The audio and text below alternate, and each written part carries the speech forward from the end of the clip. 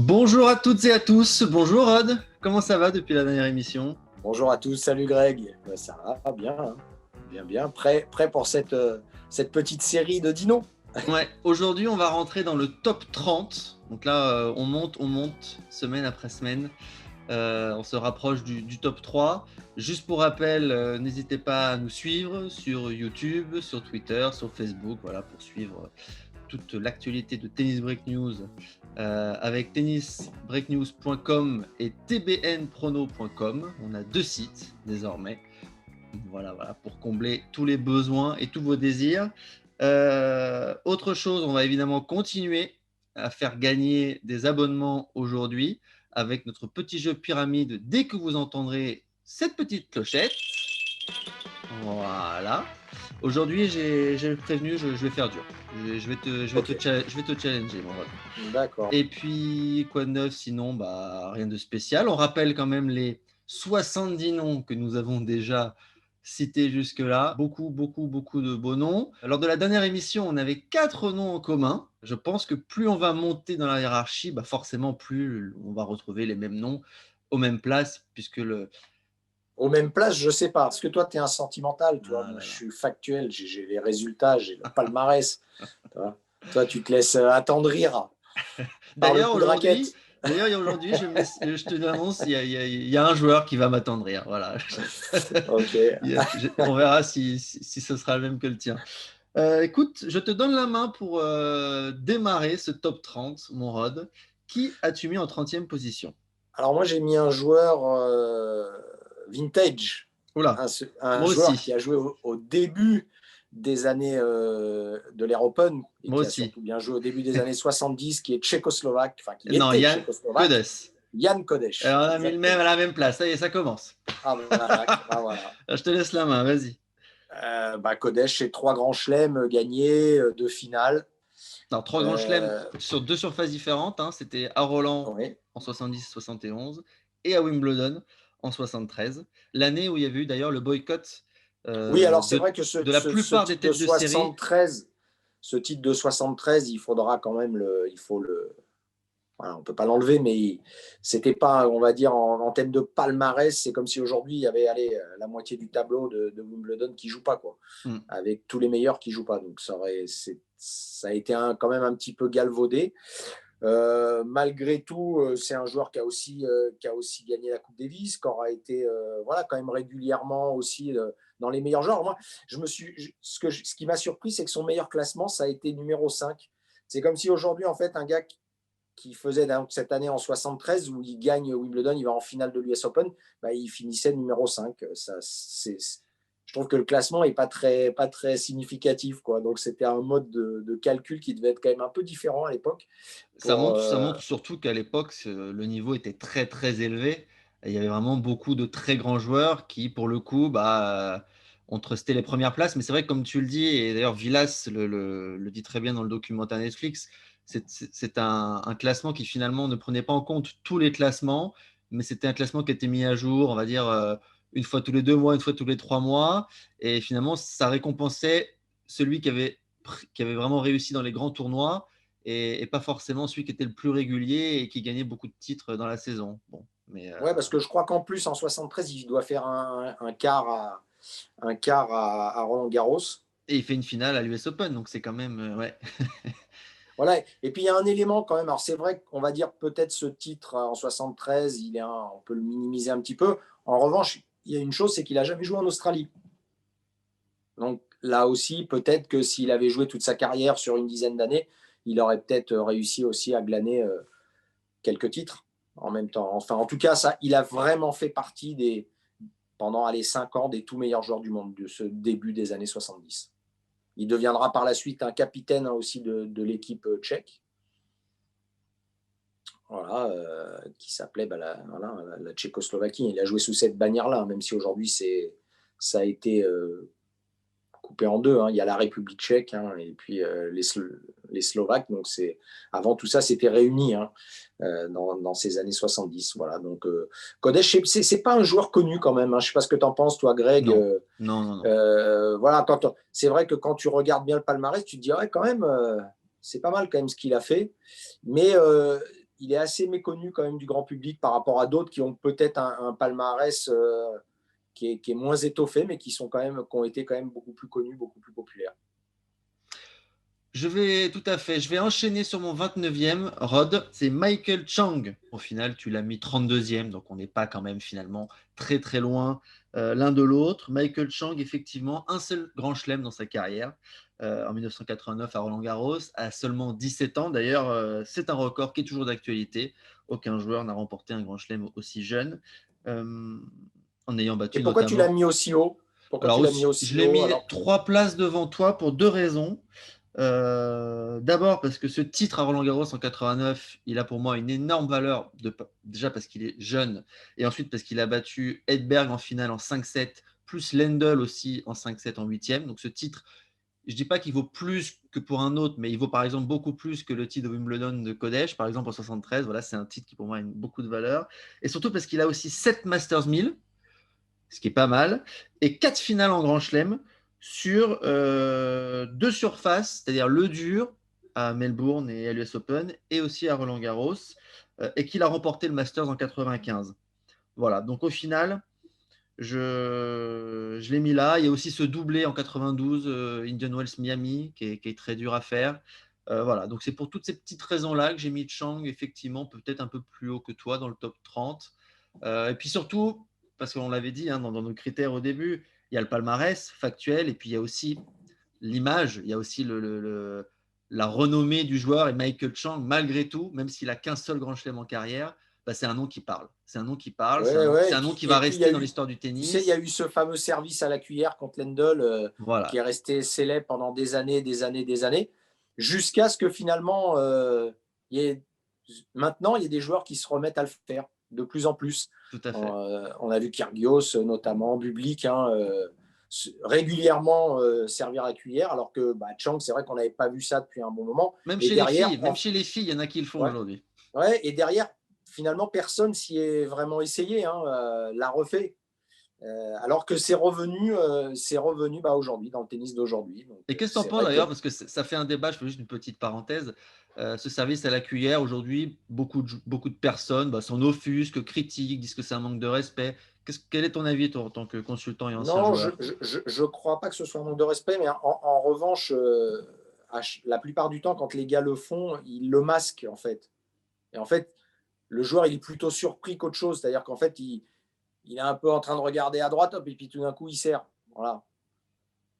Chang, quand il le fait, il se prépare, tac, et tout d'un coup, il fait bon, voilà, pas de problème. Là, en revanche, il y a des fois où c'est un peu rapide, où c'est vrai que le joueur, il n'est pas forcément prêt à retourner. Et, bon, voilà, après, ça fait partie du jeu, ça met un peu de, tu vois, ça met un peu de gaieté, un peu de, voilà, c'est bien qu'il y ait des nouveaux trucs, mais ça peut être quelque chose de De pas très mal. Hein. Tu utile. sais, c'est comme il y a un coup qu'on voit peu, c'est les amortis rétro, par exemple. Il y a peu de gars qui le font. Il y a un peu Manarino qui fait ça, et quand il Benoît le fait, Paire. c'est vrai que ouais, souvent on dit c'est un peu voilà, c'est un manque de respect. Moi, je trouve pas. Il y a tous ces coups-là, ils font partie du tennis. Et franchement, quand on joue et qu'on arrive à servir à la cuillère et gagner le point ou faire un amorti rétro, c'est quand même sympa. Hein. Non, moi, je En trouve tout… pas ça un manque de respect. Je trouve que ça fout juste les boules quand on est en face et qu'on se fait avoir. Voilà, c'est ça. Oui, il faut faire attention à qui on le fait. Souvent, quand on le Voilà. fait à Nadal, généralement, ça excite un peu la bête. Voilà pourquoi j'ai mis Chang un peu plus haut que toi, 3 places devant. Je l'ai mis dans mon top 30. Qui tu as mis, toi, Eh ben, dans moi, j'ai mis un joueur que 29e? tu as cité déjà aussi, Dominique Thiem. Que Euh, j'avais mis 33e. Moi, je l'ai mis là parce que, certes, son palmarès, on va pas tellement revenir dessus, un grand chelem, 3 finales, mais c'est une progression constante, c'est un joueur en activité, donc je pense qu'il va aussi étoffer le palmarès qu'il a déjà. Pour moi, il a toujours progressé, Thiem. Voilà. Et il est joueur quasi toute surface, même si voilà, il n'y a un seul tournoi gagné sur gazon, c'était à Stuttgart. Et pour l'instant, c'est sa moins bonne surface. Je crois que ça deviendra la meilleure. Hein. J'ai quand même, malgré tout, du mal à imaginer Thiem avoir 4 Wimbledon à la fin de sa carrière. Hein. Mais En revanche, s'il n'a pas de Roland-Garros, c'est vrai que ça fera, par rapport à ce potentiel de terre battue, ça fera quand même un peu tâche. Voilà, ces 2 Masters aussi. De finale, oui. 2 finales de Masters, oui, pardon. Voilà, c'est un joueur qui a déjà gagné aussi des Masters 1000, qui fait aussi partie de la génération en ce moment, avec tous ces grands joueurs qu'il y a, on ne va pas revenir dessus, mais qui, depuis bientôt 2 saisons, il s'est vraiment mis, il y a un cuatoire maintenant. Hein. Voilà, il est avec Federer, Nadal et Djokovic, et il commence à les battre plus que régulièrement. Donc, encore une fois, je pense qu'il va étoffer ce palmarès, et pourquoi pas devenir numéro 1 mondial, et pourquoi pas encore ajouter quelques grands chelems à son palmarès. En tout cas, cette année, il pourrait très bien devenir numéro 1 mondial avec cette réforme du classement Covid qui fait qu'il va conserver ses points jusqu'à la fin mars. Donc, il aura l'occasion, voire peut-être encore plus loin si jamais la réforme est prolongée. Et on sait que Thiem, en tout cas, il n'est pas très très loin de Djokovic. Et en tout cas, il a tout à fait la capacité d'aller grappiller des points et titiller le Serbe. Ouais, il lui manque 2 choses pour moi. Il lui manque 2 choses, c'est d'aller très à Wimbledon, et puis d'être capable d'être l'homme qui va de nouveau battre battre Nadal, mais à Nadal Roland-Garros sur cette terre fois. battue à Roland-Garros. Aujourd'hui, le seul qui fait ça et qui est en activité, c'est Djokovic. C'est le seul qui l'a battu à Roland. L'autre, c'est Söderling qui est plus là, enfin, en tout cas qui joue plus.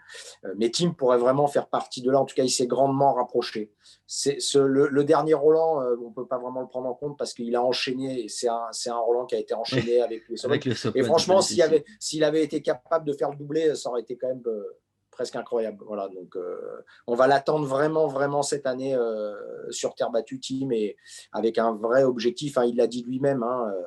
Son objectif de la saison, c'est Roland-Garros. Et pour finir, juste à préciser tout à l'heure qu'il avait gagné plusieurs Masters 1000, il n'en a gagné qu'un, malgré tout son talent. Il n'a pour l'instant gagné que Indian Wells sur dur et Madrid, c'est 2 défaites en finale. Donc c'est vrai que ça aussi, c'est pour l'instant un palmarès qui lui manque à Thiem. C'est d'aller grappiller des Masters 1000 sur dur. Mais bon, c'est sur terre battue, mais avec Nadal, c'est compliqué. Oui, et puis après, il peut quand même perdre contre d'autres gars, c'est-à-dire Il y a Zverev. Nadal, il y a Il y a aussi Djokovic, il y a Zverev. voilà, Il y a du monde. Il y a du monde. Il y a du monde. On avance à la 28e place. Je vais citer un joueur que toi, tu as cité la semaine dernière et tu l'avais mis juste devant Chang. Et ben moi aussi, je l'ai mis juste devant Chang. C'est Pat Rafter que j'ai mis 28e. Numéro 1 mondial pendant une semaine, l'Australien en 99. Seulement 11 titres et 14 finales en carrière, mais malgré tout, 2 grands chelems, 2 fois l'US Open en 97 et 98. On sait que c'est difficile de conserver un titre en Grand Chelem, et il l'a fait. Également une finale à Wimbledon en 2000 face à Pete Sampras et en 2001 contre Ivan Izevich. Et puis l'Australien également 2 fois demi-finaliste à Roland-Garros en 97 face à Bruguera qui remportera le tournoi, et à Melbourne en 2001 contre Agassi. Donc voilà, c'est un joueur complet, Pat Rafter, malgré ses qualités de serveur volleyeur. Il était capable de briller sur toutes les surfaces. Et d'ailleurs, capable de briller sur toutes les surfaces, mais aussi en simple et en double. Est-ce que tu sais combien de joueurs ont atteint le dernier carré des 4 grands chelems en simple et en double?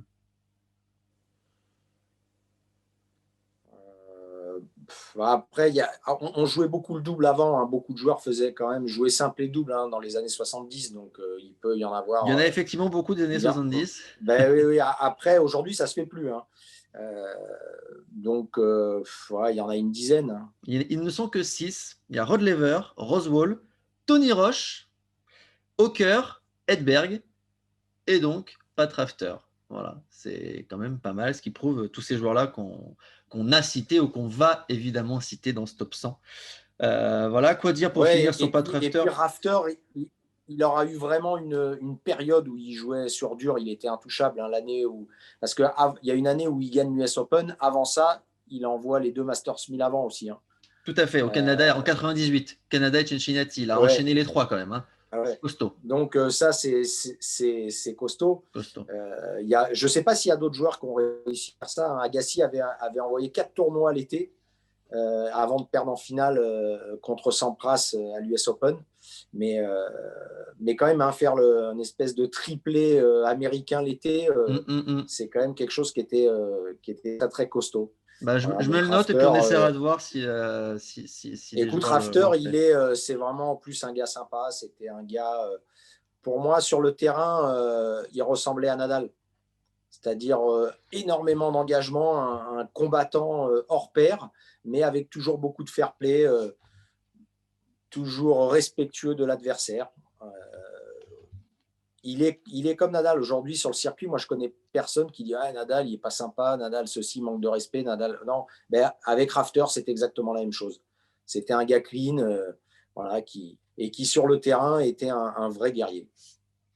Pour conclure sur Pat Rafter, juste pour dire qu'évidemment, un joueur qui a été beaucoup blessé à l'épaule et qui a pris sa retraite à 28 ans seulement. Ça aussi, je l'ai pris en compte, moi, dans mon classement pour le faire entrer dans le top 30. Ouais, en Une sachant retraite quand même assez une précoce. petite précision, Greg, aussi, c'est que c'est vrai qu'à cette époque-là, c'était une époque où on s'arrêtait à 30 ans. Voilà, donc, c'était pas incroyable de s'arrêter à 28 ans. Avant ça, les joueurs ont joué assez longtemps. Puis il y a eu cette période un peu transitoire dans fin des années 90, début des années 2000, où on s'arrêtait. C'était normal en fait. Hein, tu t'arrêtais vers entre 28 et 32 ans. Et puis on voit qu'aujourd'hui, ça a complètement disparu. Hein.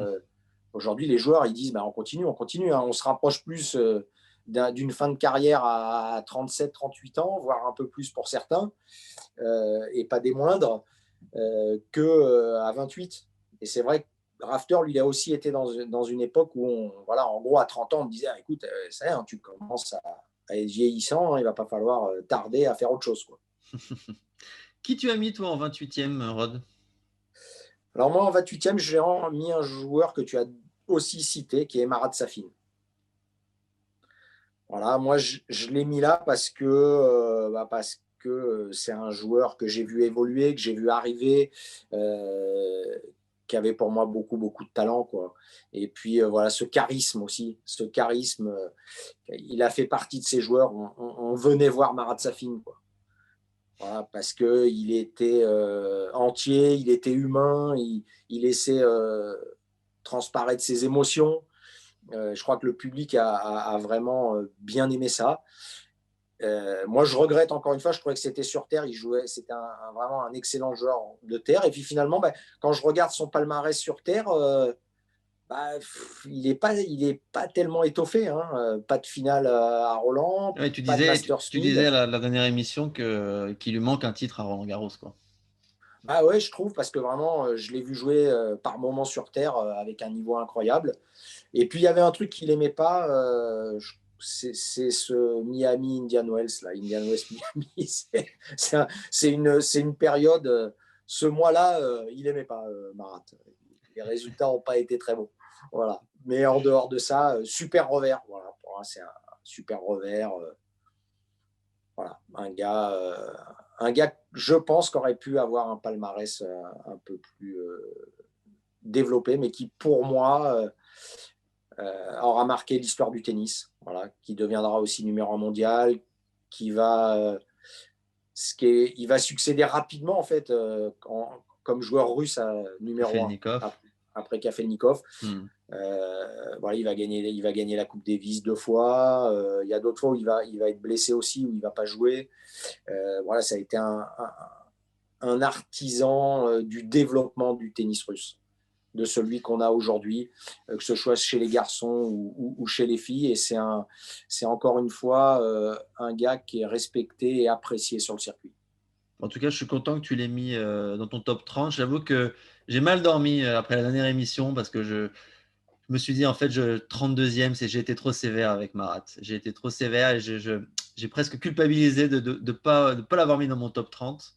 J'ai été trop factuel pour le coup et pas assez sentimental avec lui. Et je suis très content que tu aies corrigé mon infamie d'avoir Oui, il ira sorti quand le même en russe. demi à Wim aussi, même si le Ouais. gazon n'aura pas été ça. Non, c'est vrai Loin qu'il a de là sa meilleure il a surface. marqué une Mais génération. il fera quand même une demi à Wim, donc il aura été en demi-finale de tous les tournois du Grand Chelem. C'est vrai, c'est vrai. Voilà, c'est un joueur on ne pouvait pas ne pas le citer. Voilà, Exactement. Ouais. 5 Masters 1000 gagnés aussi, 3 finales. Bon, voilà, c'est quand même un beau palmarès. Voilà. Le petit hic pour moi, c'est voilà, Tu qu'il l'as n'ait dit, ouais, pas, gagné Roland Garros. tout à fait. Mon 27e n'a pas gagné Roland Garros. Non, non, c'est un Le Américain mien non plus. qui lui aussi a pris sa retraite tôt, à 30 ans. C'est Andy Roddick. Ah, Andy bah écoute, Roddick, on a le même. mais Voilà. non, énorme, Ouais, on a le même. On a le même. On énorme. a le même. J'ai Andy mis Roddick aussi Roddick, en 27, c'est comme drôle. toi. Ah là là, c'est bon, ça fait le deuxième jour aujourd'hui. On va peut-être faire 4 comme la semaine dernière. 32 titres quand même en carrière, 20 finales. Il n'a qu'un seul grand chelem, l'US Open en 2003, mais 4 finales malgré tout. Et à chaque fois, c'est ça qui est incroyable, défaite contre Federer. Alors Ouais, lui, j'irais pour le même plus coup, loin. Il a été 10 fois en demi, ou mieux. ouais, Et sur ces 10 fois, il a perdu 7 fois contre Federer. ouais, On c'était peut dire, très ben dur. voilà, hein, voilà, le Suisse, hein, l'a empêché d'avoir une carrière Est-ce que ça a joué du énorme. coup, est-ce que ça a joué tout le fait d'être battu constamment par Federer, de prendre sa retraite si tôt à 30 ans? Est-ce qu'il y a eu une certaine lassitude chez l'Américain pour dire j'y arriverai plus, quoi, c'est bon, j'en peux plus de...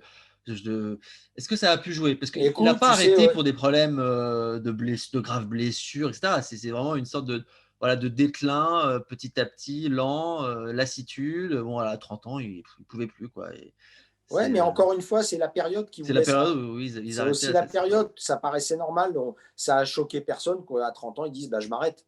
On a Est-ce dit que cette oh bon, finale, ouais. ok. Est-ce que cette finale à Wimbledon en 2009, perdu 16-14 au cinquième set, ça a pu le marquer, non?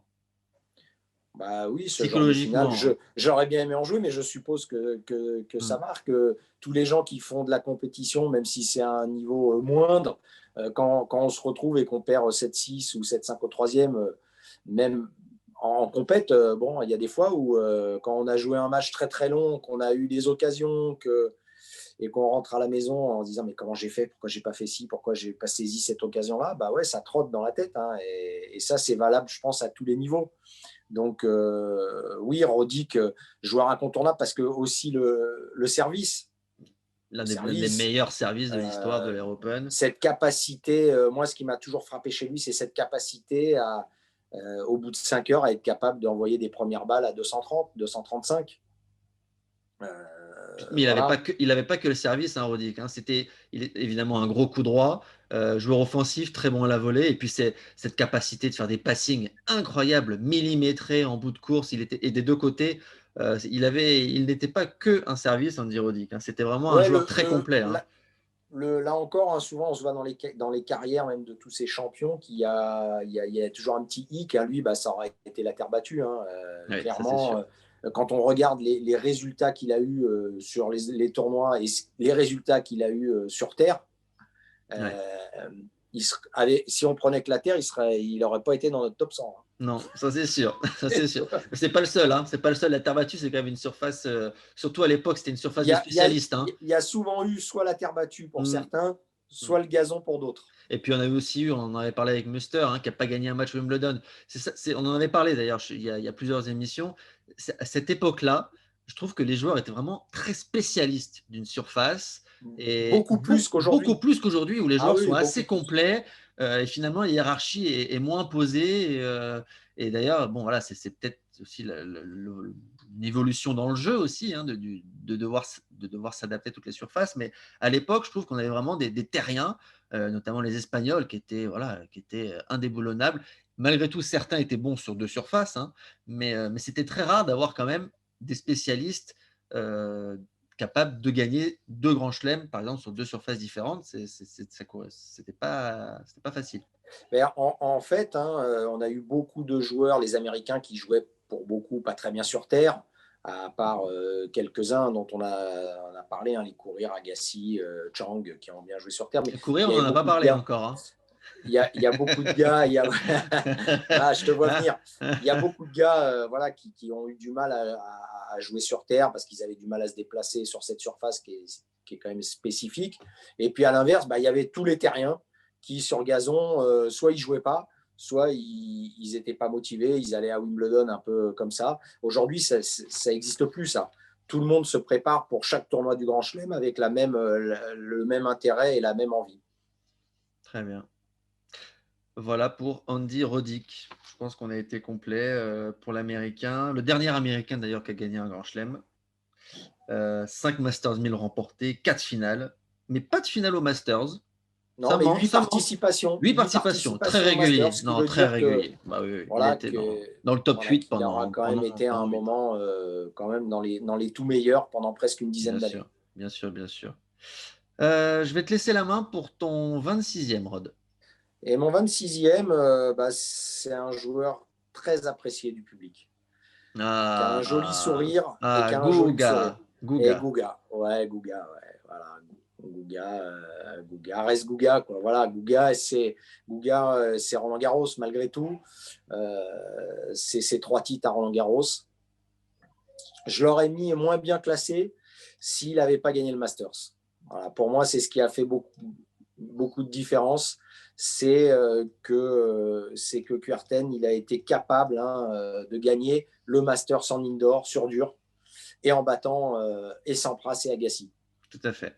Voilà, donc ça a beaucoup joué pour moi dans le classement, tout simplement pour dire que Gouga, c'était la terre battue, mais voilà, pas que sur d'autres surfaces, il était aussi capable de s'exprimer.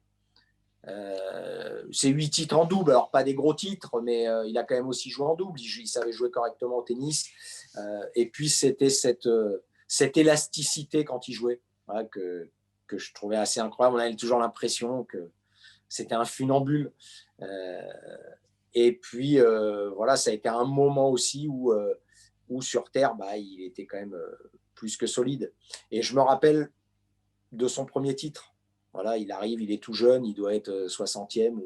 Et puis, à la surprise générale, on commence à parler un peu de lui au 2e tour, puis un peu plus au 3e, puis encore un peu plus. Et puis, on dit, il joue pas mal ce nouveau joueur brésilien là. Et puis, alors, ce style, avec tout ça, c'est sympa. Et puis, il va au bout. Il va au bout du tournoi, à la surprise générale. Et voilà, c'est un joueur, encore une fois, qui aura marqué l'histoire du tennis et surtout marqué l'histoire de Roland Garros. Je suis d'accord. Gouga, on va en reparler dans quelques minutes. Mais juste avant, je fais une petite parenthèse sur Emerson, que j'ai mis moi en 26e position. Roy Emerson, c'est un peu mon joker de ce top 100. Immense joueur, l'un des plus grands joueurs de l'histoire du tennis, qui a beaucoup joué avant l'Air Open, qui a un petit peu joué au début de l'Air Open, avec plus de 100 titres en carrière et plus de 60 finales, 12 grands chelems, 3 finales en grand chelem, mais tout ça, ça a été juste avant l'Air Open. Malgré tout, comme il a joué au début de l'Air Open, qu'il a fait partie de ce début de la professionnalisation du tennis, je n'ai pas pu ne pas le mettre dans mon top 100. Si on avait respecté vraiment à la règle nos critères, évidemment qu'on n'aurait pas dû le mettre, mais comment ne pas mettre Emerson dans ce top 100 voilà, je t'avoue que moi, je l'ai mis aussi, évidemment, et j'en ai pas encore parlé, donc c'est qu'il va apparaître. C'est vrai que comme toi, moi, ça a été compliqué de mettre Emerson parce que, il a quand même été, au début des années 70, il est toujours là. Il est toujours là. En même temps, c'est vrai que ces résultats ont été, en tout cas, ces gros résultats ont été faits avant l'Air Open.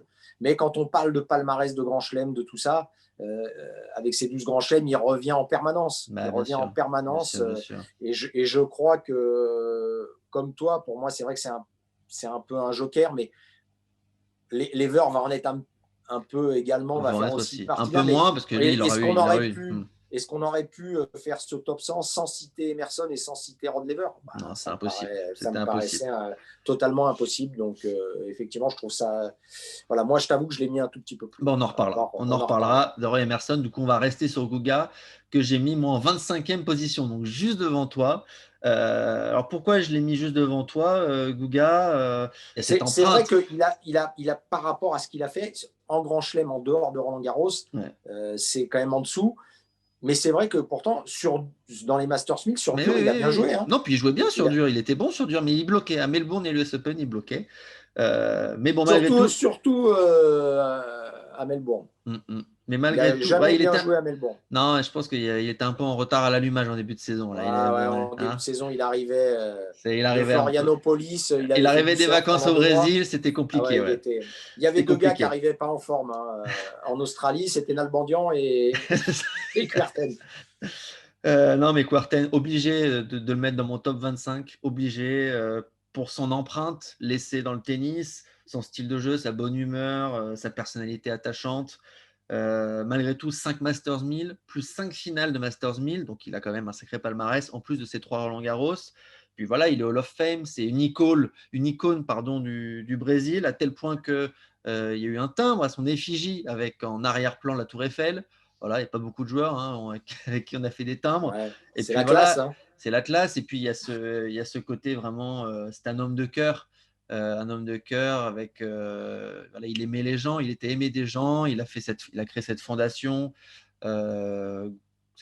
Kuerten pour les lutte contre les handicaps. Voilà. Bon, c'est le personnage qui fait que Guga, je devais le mettre dans mon top 25, même si au niveau du palmarès, bon, il y a ces 3 grands chelems à Roland-Garros, donc c'est quand même monstrueux. Mais il y a le fait qu'il n'ait pas disputé de demi-finale dans les autres tournois du Grand Chelem.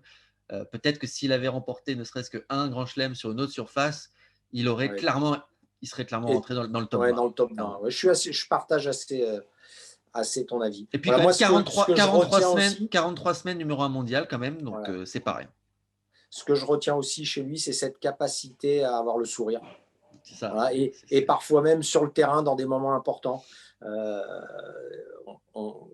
La plupart des joueurs dont je fais partie, voilà, dès qu'on est dans un match et que c'est serré ou qu'il y a de la tension, arriver à sourire, c'est quelque chose qui me paraît impossible. Et lui était capable en fait, de quasiment jamais perdre son sourire.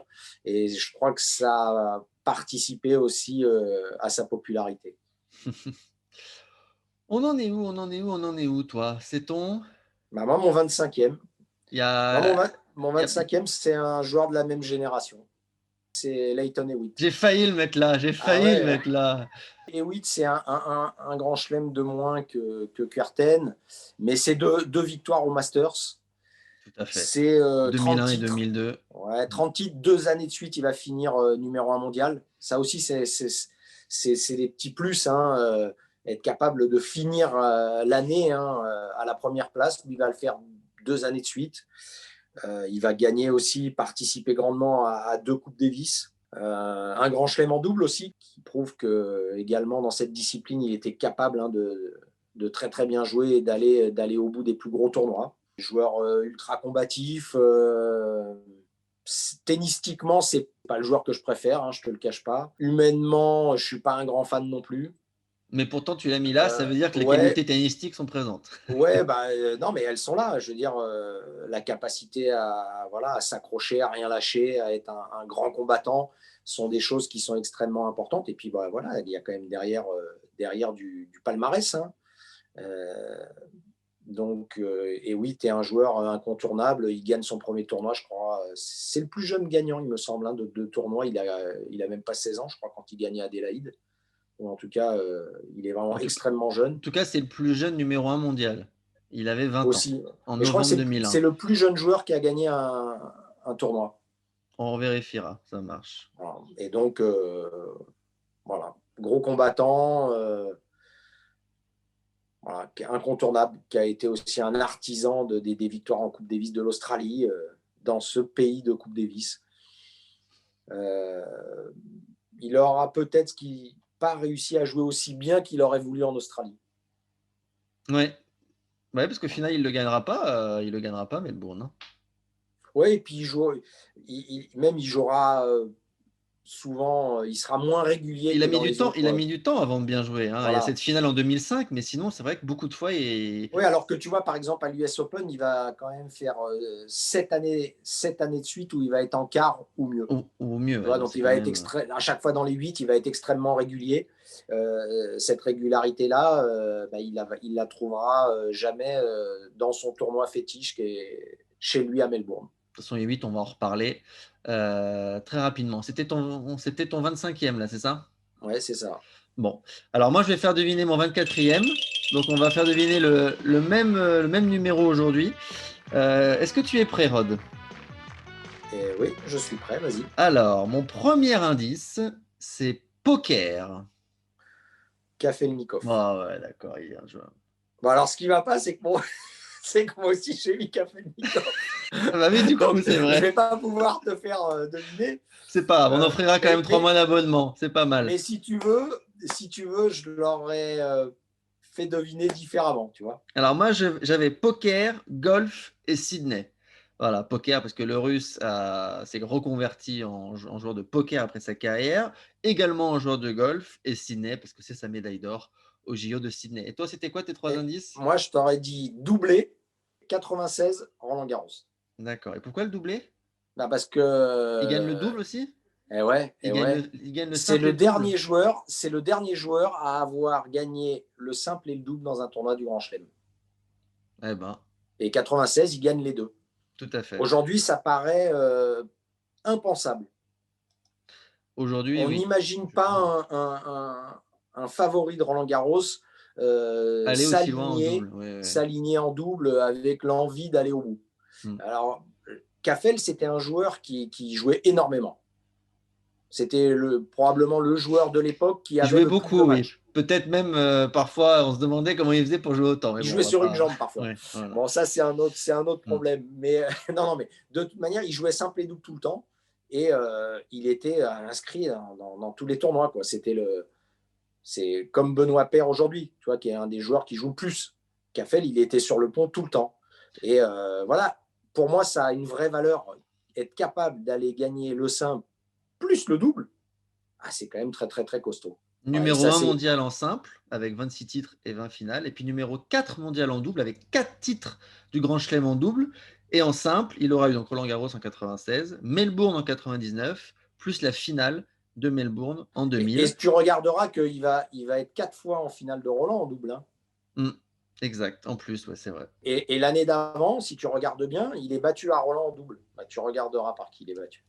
Non, arrête. Vas-y, je te laisse finir, je suis obligé de regarder du coup là. Bah,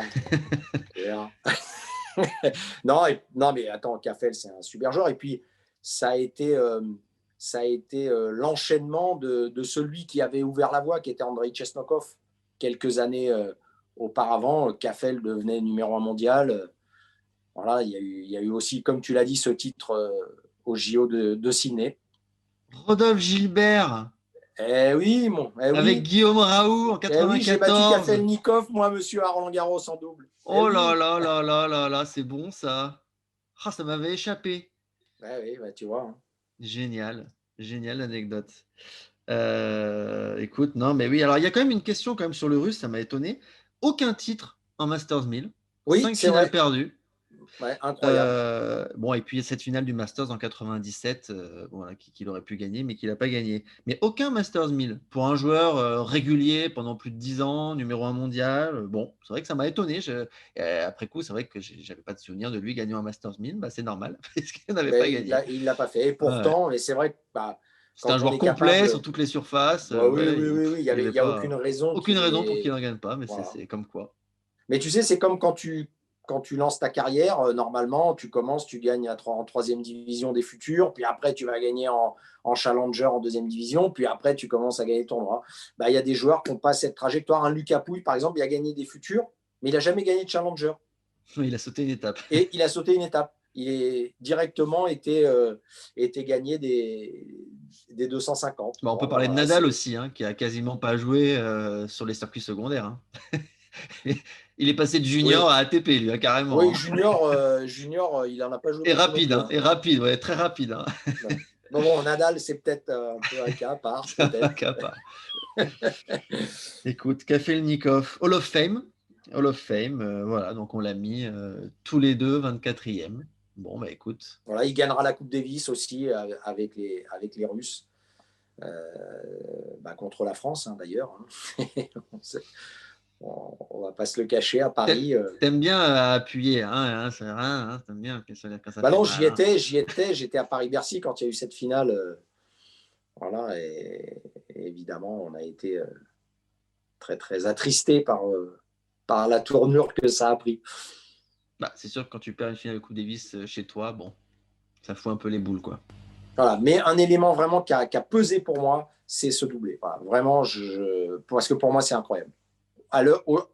Aujourd'hui, ça se fait plus du tout, du tout, du tout. D'ailleurs, on se rappelle, c'est l'année dernière, il me semble, ou peut-être 2019. Non, ça doit être 2019, lorsque Feliciano Lopez avait remporté le simple et le double au Queens. Je sais pas si tu Alors te rappelles de ça. en Oui, tournoi, mais ça se c'était. voit Non, mais non, mais que des c'était un gars fassent le événement. doublé, mais Bah oui, mais c'est ouais. même là, c'était pas courant. Ça a fait un petit événement. Lopez qui remporte le tournoi du Queens, qui en a un ATP 500 en simple et double. Bon, voilà, on en avait parlé. Hein. Bon, on en avait parlé surtout parce qu'il avait gagné le double avec Murray. Mais bon, ce qui prouve que c'est vrai que c'est pas évident en Masters 1000. C'est rare hein, d'avoir un joueur qui gagne les deux. Il y en a beaucoup qui jouent les deux, mais qui vont au bout dans les deux. Bah non, c'est pas banal. Non, c'est extrêmement rare. Hein. Et puis il y a Wimbledon, par exemple, où le double, on joue quand même en 5-7. Hein. Donc Ouais. c'est sûr que c'est quand même compliqué d'enchaîner le simple plus le double. Toi, si tu fais un match en 5-7 de 5 heures, tu as ton jour de repos, il faut que tu te colles 5-7 de double. C'est plus vraiment du repos. Hein. Donc aujourd'hui, bah, les joueurs, c'est vrai, ceux qui ont des ambitions dans les tournois du Grand Chelem, bah, ils ne jouent pas le double. Eh oui, mon 23e, eh ben, écoute, tu viens d'en parler, donc je vais prendre la main, c'est Letton Hewitt, donc que j'ai mis moi un tout petit peu devant toi. Alors moi, le Hewitt, je l'ai mis devant Kafelnikov. J'ai inversé leur position au dernier moment. Pourquoi? Bah voilà, déjà le plus jeune numéro 1 mondial, on l'a dit. Ces deux titres à l'US Open et à Wimbledon, plus de finales à Melbourne et à l'US Open. Et ces deux titres au Masters, ces deux titres en Masters 1000, plus 5 finales, donc il aura quand même été très régulier. Mais c'est vraiment plutôt l'aspect de son jeu, sa personnalité qui a fait que je l'ai mis assez haut. Un joueur évidemment complet, un mental exceptionnel, un joueur très technique, bon, plutôt contreur. Donc je comprends quand tu dis que c'est pas un style de jeu qui t'a marqué. C'est vrai que c'était un joueur qui était surtout contreur, mais avec une technicité incroyable. Il Ouais, était mais moi, capable de en fait, quand je la. dis ça, c'est aussi la gestuelle. Oui, oui, oui. Voilà, je suis pas, voilà, je préfère voir jouer Curten que Hewitt. Voilà. Non, mais oui, mais moi Après, aussi, hein, tout à fait. Hein. Après, voilà. Après, moi, je l'ai quand même mis devant. Voilà, c'est un joueur qui prenait la balle très tôt, qui aimait bien jouer avec les lignes. D'ailleurs, je me souviens d'adversaires qui devenaient fous contre U8. Il prenait toutes les lignes australiennes. C'était incroyable. Il avait une précision dans ses frappes, un jeu de jambes qui, pour moi, fait partie des meilleurs hein, de ces 20 dernières années. Hein. J'ai peu d'exemples de joueurs capables de se déplacer aussi bien que Letton U8 quand même. Euh, ouais, physiquement, franchement, c'était un c'était avion de chasse. Hein. physiquement, c'était un monstre, hein, un monstre. Voilà. Une Donc voilà, mobilette d'une rapidité, d'une vélocité et on est d'accord. endurant. Voilà, parce que c'est vrai que quand on regarde, si on détaille sa technique, son jeu, hein, il n'y a pas de coup fort. C'est pas un gars qui sert de zeste par jeu. Il met pas Mm-mm. des placards en coup droit, mais il met pas le gars à 2 mètres de la balle en revers. Il Mais n'est il pas au faisait tout filet très sans bien quand arrêt. même. Extrêmement complet. Voilà, utilisant extrêmement bien la géométrie du cours, jouant Avec des juste. angles, avec Voilà. des balles précises. Ouais, c'est vrai que c'était. Et puis, comme tu l'as dit, un mental hors norme, voilà, une capacité à se bagarrer quoi qu'il arrive, à prendre l'adversaire et à plus le lâcher. C'est aussi pour ça qu'il a fait une si belle carrière. Voilà, et Mm-mm. peut-être que pourquoi sur Terre, c'est sa moins bonne surface, bah, le gabarit, le manque de puissance. Là où sur Terre, il faut par moment être capable vraiment de frapper fort dans la balle. Il a quand Oui, même été oui. en quart à Roland. Il y a eu 2-3 belles victoires. Tu vois, je crois qu'en Coupe Davis aussi, une année, il bat au Brésil, il bat Kuerten sur Terre. Bon, voilà, il était quand même capable hein, de jouer, mais son jeu perdait un petit peu de sa valeur quand il jouait sur Terre. J'ai pas de souvenir qu'il ait gagné sur Terre des titres. On va regarder tout de suite. On a une seconde et puis après Alors, il a peut-être on gagné aux avancera. États-Unis sur terre verte, donc plus rapide Il aussi. a gagné à Houston. Voilà. Voilà, tu Il vois. a gagné à Donc, Houston en 2009 et en 99 à Delray Beach. À l'époque, ça se jouait sur terre. Tu vois, ouais. Mais c'est terre j'avais verte, c'est oublié ça. pareil. Hein, c'est quand même des terres qui Bah, c'est des terres rapides sont, aux allez, États-Unis. Hein. Oui, oui, oui, ça c'est rapides, sûr. Hein. plus Bien sûr, glissantes, bien sûr. avec un rebond plus bas. Donc oui, ça reste, Mm-mm. c'est assis. On les compte comme de la terre battue, mais enfin, c'est pas vraiment la terre battue européenne. Tout à fait. On enchaîne, mon Rod. Je te laisse la main pour ton joueur suivant. Et bien, moi, mon joueur suivant, c'est Stan Wawrinka. Stan Wawrinka, que tu as mis en 23e. Ok, Voilà, ok. là aussi, j'ai été assez embêté parce que, évidemment, il joue à l'heure actuelle. Donc, évidemment, il a été barré par les Je t'avoue que Nadal, je te trouve, Federer, Djokovic. je te coupe pas tout de suite, je te trouve un peu, bon moi je te le cache pas, je l'ai mis dans mon top 20, hein, le Stan Ah ouais? Ouais, avec mais trois titres c'est en Grand malgré Chelem. tout, c'est un seul titre en Masters 1000, Oui, numéro oui, 3 oui. mondial. Il n'a pas Oui, été oui, ni oui, numéro oui. 2 ni numéro 1. Ouais, mais alors gagner Pas trois de Grands Chelems finale. pendant Eh oui, mais l'ère du Big pas de Three, finale au Masters. Alors oui, bah c'est déjà, vrai, tu c'est vois, tu vrai, me mets c'est vrai. 23. Certes, ce qui est incroyable, c'est qu'il ait gagné 3 grands chelems à l'époque des Nadal, C'est Federer, vrai, c'est Djokovic, vrai, c'est vrai. et qu'il ait gagné 3 différents aussi. Sur trois surfaces différentes. Ouais, ouais, non, Voilà, moi ça, j'ai pris ça ça en c'est compte, assez mais. incroyable. Il fera aussi encore une finale à Roland contre Nadal. Hum, hum, hum, hum. Évidemment, hein, 4 demi-finales, une Coupe Davis gagnée en 2014 Ouais, ouais. à Lille, hein, contre la France encore, hein, à chaque fois c'est contre la France, avec Federer, ce qui était un moment incroyable. Hein, d'ailleurs, le premier jour, bah, il va battre Tsonga, hein, le vendredi, pour amener le premier point à l'équipe suisse. Super joueur, mec sympa, qui a réussi à se faire un nom, alors qu'au départ, il est vraiment dans l'ombre de Federer. Voilà, mais le palmarès aussi, il est important. Voilà. Là, les gars qui restent, si tu veux, c'est pratiquement tous des gars qui ont été numéro un. Donc, ça a une signification quand même d'être capable d'être numéro un mondial ou de finir encore mieux l'année numéro un mondial. Et Stan, lui, il a été 3 par la force des choses parce que toute la difficulté de l'époque actuelle, c'est que pour gagner un grand chelem, eh bien, il faut être capable de battre 2, voire 3 des monstres qu'il y a devant. Et c'est vrai que je me rappelle de l'année où il refait une finale à Roland, où il fait un 5e set époustouflant face à Murray. Et puis, bah, en finale, bah, derrière, il faut se coltiner. Tu vois, il faut se coltiner Nadal. Tu vois, donc, bon, c'est sûr que c'était compliqué. C'était très compliqué. Et lui, c'est le seul qui aura réussi dans cette période, dans ces 15 dernières années, Hum. à gagner plus d'un grand chelem. Voilà. Silic en a réussi à Bah, se moi, faufiler en gagner un, Del Potro aussi, mais lui en a gagné 3, donc ouais. c'est quand même Cette- assez extraordinaire. Mais comme Kafelnikov, dans les Masters 1000, il n'aura pas réussi à avoir. C'est étonnant qu'il ait qu'un seul titre en Masters 1000, tu vois, par Ouais, exemple. ouais, bah, c'est vrai que Stan, c'était plus un homme de Grand Chelem, on l'a dit, mais c'est vrai que pour l'argument que tu viens de dire, là, pour avoir gagné trois Grands Chelems durant cette ère du Big Three, moi, c'est un argument qui a pesé un peu plus que toi, donc pour le mettre dans le top 20. En fait, j'aurais aimé Euh, le mettre plus haut. mais c'est vrai Euh, il lui manque, je suis d'accord avec toi, il lui manque un grand titre autre que ces trois Grands Chelems, mais pour moi, à gagner ces trois Grands Chelems, c'est déjà tellement énorme que, bon, voilà. Mais ouais, après, mais c'est vrai il est que. aussi, malgré lui, et dans l'ombre de Federer, même s'il a réussi à se faire nom, et dans l'ombre de Djokovic, de Nadal, de Tout à Murray. fait, tout à fait. Euh, il n'y aurait pas eu ces gars-là, avec 3 grands chelems, on l'aurait cité tout le temps, Ah Stan. bah oui, Voilà. il Donc, aurait eu beaucoup plus de Grands Chelems, c'est sûr. bon, voilà, c'est pour ça que je l'ai mis à cette place-là, parce qu'aussi derrière, bah, Alors vas-y, qui les tu as mis joueurs. derrière? Vas-y, qui tu as mis ensuite?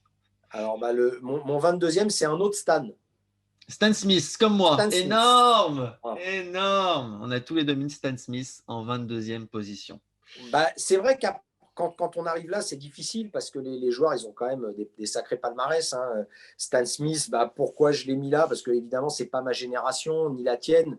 Non. Moi, Non, plutôt les années 70, mais j'ai alors, pas trop quel vu jouer joueur, hein. Stan Smith, si tu veux, mais bon, bah, d'abord, c'est un palmarès qui est quand même fourni. Hein, 2 grands chelems, Donc une finale. l'US Et Open surtout, 71, moi, Wimbledon 72. en faisant mes recherches, ce que j'ai regardé, c'est qu'il a gagné 7 fois la Coupe Davis. Énorme. C'est un sacré Incroyable. palmarès, ça a plus un Masters. Le Il a premier été. d'ailleurs, il gagne le Master en Oui. 70 à Tokyo, c'était la première édition. Euh, Non, mais Stan Smith, c'est après, quoi? C'est numéro un mondial en simple ouais. et numéro un mondial en double. Donc là, déjà, on atteint quand même le très haut niveau. 40 titres en simple, 5 grands chelems en double, en plus des deux remportés. Ouais, Bon, en sachant quand même hein, que, comme beaucoup de joueurs de cette époque-là, il va il jouait, très peu jouer en Australie. Il a joué que 3 exactement. fois en Australie, où il a fait, je crois, 3 fois huitième de finale, mais il jouait pas. Tu vois, donc c'est aussi voilà. Et Mais puis il y a c'est cette année 73 aussi hein, où il ne joue pas Wimbledon, où il aurait été un potentiel vainqueur de ce tournoi, donc il tout aurait à pu fait. encore Il était étoffer. tenant du titre et il va abandonner Voilà. son Et titre. puis Voilà. bah on va pas, on peut pas non plus quand on parle de Stan Smith mettre de Évidemment, la côté chaussure. la chaussure. Non, mais la chaussure est Euh, presque aujourd'hui plus célèbre que lui. C'est fou d'ailleurs. Mais Enfin, évidemment, parce qu'aujourd'hui, quand on parle avec les jeunes, ils ils ne connaissent savent sa chaussure, absolument pas ils savent pas qui qui est est Stan Stan Smith, ils ne Smith, savent non? pas qui c'est. Euh, Moi, alors, tu sais, l'origine de cette chaussure, c'est pas Stan Smith hein, qui l'a créée, cette chaussure-là. Hein. Alors vas-y. Cette chaussure-là, elle a été créée par un Français. Tu sais ça, tu savais pas? Bah non, Qui était justement. numéro C'est un pour ça que français t'es là. Mais d'ailleurs. c'est pour ça que t'es là, Ouais, et Mourad. qui était numéro un français et qui s'appelait Robert Hayet. C'est lui D'accord. qui crée cette chaussure avec Adidas. Et puis on le dit, ah, bon, après le sponsoring, c'était pas comme maintenant. Hein. À l'époque, on dit, bah, quand même, Stan Smith, il est numéro un, tout ça. Et finalement, c'est lui qui va porter cette chaussure. Et on va lui donner son nom. Et ça va devenir ce qui est devenu la Stan Smith aujourd'hui. Voilà, il aura eu beaucoup de chance. Il aura eu beaucoup de chance parce que il faut savoir que moi, quand j'ai commencé à jouer, donc dans les années 75, hein, entre 75 et 80, quand j'ai commencé à taper la balle, la Stan Smith, qui est aujourd'hui une chaussure sportswear pour sortir, qu'on met avec un jean, c'était le top du top de la technologie de la basket de la tennis, quoi, pour jouer. Quoi. Tout le monde jouait avec des Stan Smith. Et puis Adidas avait décliné la même avec Arthur Ashe. Stan Smith c'était vert derrière, Arthur Ashe c'était rouge. Et, et alors aujourd'hui, ça paraît incroyable parce que c'est vrai que quand tu regardes le modèle, tu dis oh, aujourd'hui, y a pas, ça viendrait à l'idée de personne d'aller jouer avec ça. Stan Smith à part pour se faire un petit plaisir et jouer en vintage, tu vois. Et l'anecdote que j'ai avec Stan Smith, c'est que je suis au tournoi de Stuttgart et tu sais, Stuttgart, c'est la ville de Mercedes. Et on va sur le circuit Mercedes essayer des voitures. Et donc Stan Smith vient avec nous. Je ne sais pas pourquoi il était là d'ailleurs pour la promotion. Je ne sais pas, il jouait plus, hein, bien sûr. Et donc on va essayer des voitures surpuissantes sur le circuit de Mercedes. Et bon, on a passé une bonne après-midi, on a bien rigolé hein, parce qu'il était meilleur au tennis qu'au volant. Et est-ce qu'il était expressif en dehors des cours? Parce que sur le cours, c'était poker face, hein, Stan Smith. Hein. Aucune expression, aucune émotion. C'est incroyable hein, pour ceux qui reverraient des vidéos de lui sur YouTube. Voilà, c'est vraiment poker face. Non, Quoi. non, pas Aucune, très drôle, pas très drôle. une De ce que j'ai humeur. pu, Hmm. du peu que j'ai pu voir, c'était Bon, voilà. Il n'a pas le sourire de Gouga, quoi. bon, d'accord. Donc il avait aussi la poker face en dehors des cours. J'ai pas dit Euh, ça non plus. J'ai pas dit ça non plus. voilà, bah après Stan Smith, c'était quoi? C'était un jeu offensif, un jeu de service volé, un bon relanceur. Bon, voilà, c'était l'un des meilleurs joueurs du monde dans les années 70. Il n'y a pas de. Ouais. C'est fou qu'aujourd'hui il soit connu partout dans le monde, mais pas pour son tennis. Ouais, c'est dingue. C'est C'est vrai que c'est incroyable. dingue. C'est dingue. Tu vois, il y a très peu de tennisman à qui c'est arrivé. Hein. Jordan, on sait qu'il a été un basketteur Bah, bien sûr. et l'un des, Ah peut-être le oui. meilleur, ou en tout cas l'un Ah, des l'un des deux meilleurs. meilleurs, oui. Stan Smith a été un super joueur, la preuve, hein, tu vois, il est quand même dans les 25 premiers, mais dans les générations d'aujourd'hui, on le connaît pour sa Non, bien chaussure, sûr. Bien mais sûr, on bien sûr. connaît peu sa tête, en fait, parce que, et puis pas du tout le palmarès. Beaucoup de gens ne savent pas qu'il a été joueur de tennis et qu'il a été numéro mondial, par exemple. Tout à fait. Et ben voilà, on est là pour réparer ce manque. Je vais garder la main pour le dernier joueur de mon classement aujourd'hui, mon 21e, puisque tu viens d'en parler. C'est Arthur Ashe, que j'ai mis juste devant Stan Smith. Arthur Ashe, numéro 2 mondial à son meilleur classement. Lui aussi, il a fait la conversion un peu avant Air Open, après Air Open. Donc officiellement, il a 32 titres ATP, 36 finales. Il gagne l'US Open en 68, tout au début de l'Air Open. Il fera une finale plus tard en 72. Il gagne aussi Melbourne en 70. Et il fera une finale à Melbourne l'année d'après en 71.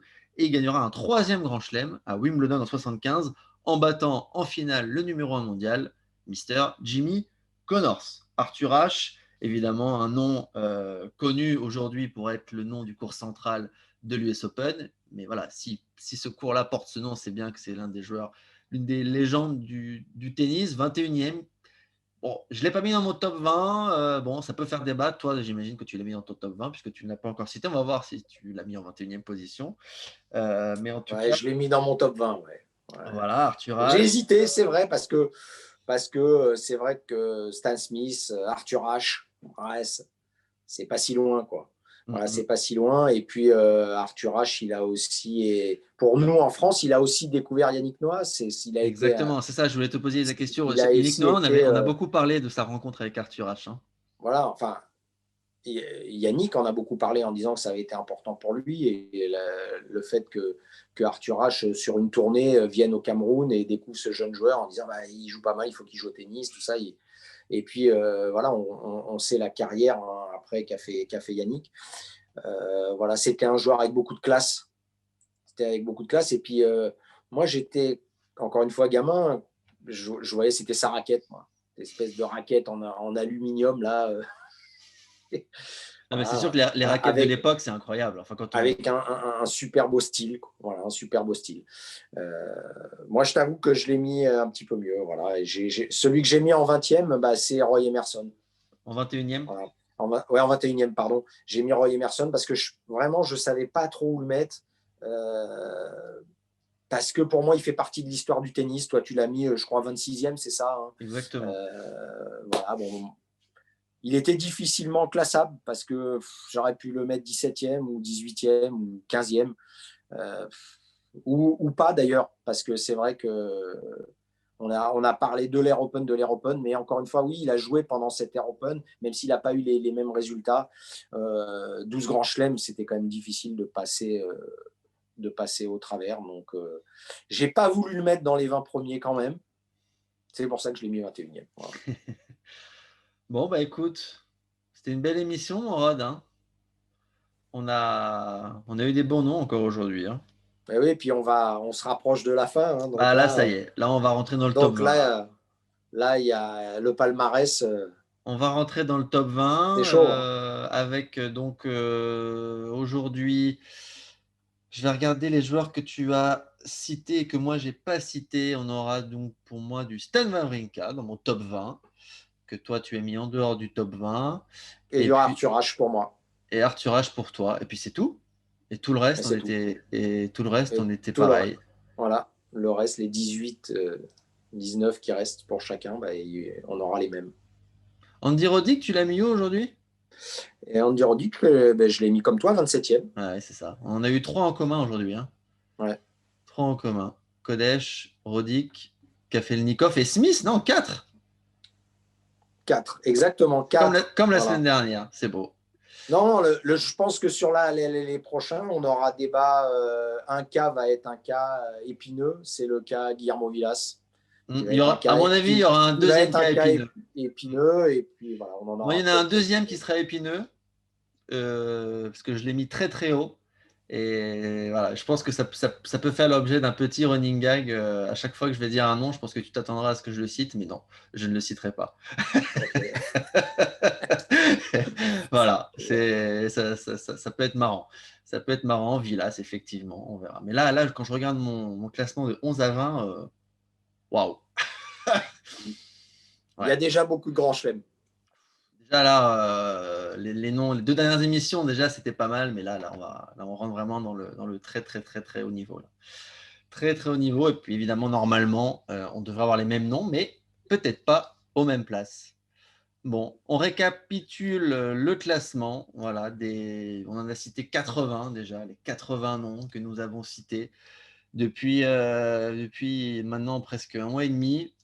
Voilà, c'est presque 2 mois même. Bah, c'est beau, écoute, hein, c'est beau, c'est Écoute, on n'a pas le mis top beaucoup 100. de noms différents. Non, non, non. On a très Globalement, très peu de noms on a été assez différents. On a cohérent. 3-4 noms, pas plus, hein, que Un peu toi tu as plus mis quand même. surtout au début. Au Non, début, surtout au oui, début, si, un peu plus. on n'en a pas mis tant que ça hein, quand même. Hein, je C'est trouve, vrai que globalement, on a les mêmes noms. Je dirais qu'on a peut-être 10 noms. Ouais, non, peut-être pas tant que ça, t'as raison. Ouais, ouais, c'est vrai. C'est vrai, c'est vrai. Et c'est vrai, il faut le redire, hein, on ne se concerte pas hein, Non, on ne s'est pas par concerté rapport à ça. pour. Hein, Non, c'est non, non. On voulait vraiment. Hein, absolument donc, garder la surprise pour pas qu'on soit Donc ça montre simplement quand même une influencé. chose, ça montre, c'est qu'on a quand même bossé. On a bossé, et puis ça montre aussi que malgré nos sensibilités différentes, nos époques différentes, finalement, il y a quand même des joueurs où on a eu des différences de point de vue, mais globalement, voilà, on se retrouve à 5, 10 places près, on se retrouve, et c'est vrai que ce qui sera intéressant surtout maintenant, c'est le top 20, quoi. Parce que là, pour le coup, autant mettre un joueur 33 ou 32 ou 29, bon, on peut dire c'est pareil. Mais là, maintenant, dans le top 20, si tu le mets 17 et que moi je le mets 16, c'est pas pareil. Hein, là, c'est pas pareil. T'as raison. Là, maintenant, chaque place vraiment compte. Hein, je n'en démordrai pas. Écoute, moi je pense que aussi pour la pyramide, va falloir enlever une brique. Non, alors la pyramide, on va malheureusement l'arrêter, puisque là, désormais, tous les noms, on les Ou les alors connaît. une brique, hein, mais bon, Oui, non, après, non. je pense Tous les que noms, ça on va les être un peu trop connaît. facile. On fera, pour faire gagner des abonnements, on trouvera une autre parade. Mais là, désormais, on se rend compte que les noms, on les a tous en tête. Donc, ce sera très difficile de faire deviner. Enfin, justement, très difficile de ne pas faire deviner. Pardon. Mourad, je te souhaite une bonne fin de journée. Merci à toi aussi, et puis Bonne à très reprise. bientôt. Bonne reprise. Le tennis qui reprend après cette quarantaine de 2 semaines, qui va reprendre en feu d'artifice, hein, avec des tournois Et de partout, des matchs on de va quand partout. même voir dans quel état vont être les joueurs et si ça a fait quand même un peu de dégâts, tout ça. Et nous, dans quel état on sera en essayant de regarder les 50 matchs par jour ATP. C'est vrai, c'est vrai. Je ne sais pas lesquels sont les plus frais, les spectateurs ou les joueurs. Hein, bon, allez, merci Morad. À très vite, et on se retrouve sur Tennis Break News et TBN Prono. Ciao, ciao. Bye bye.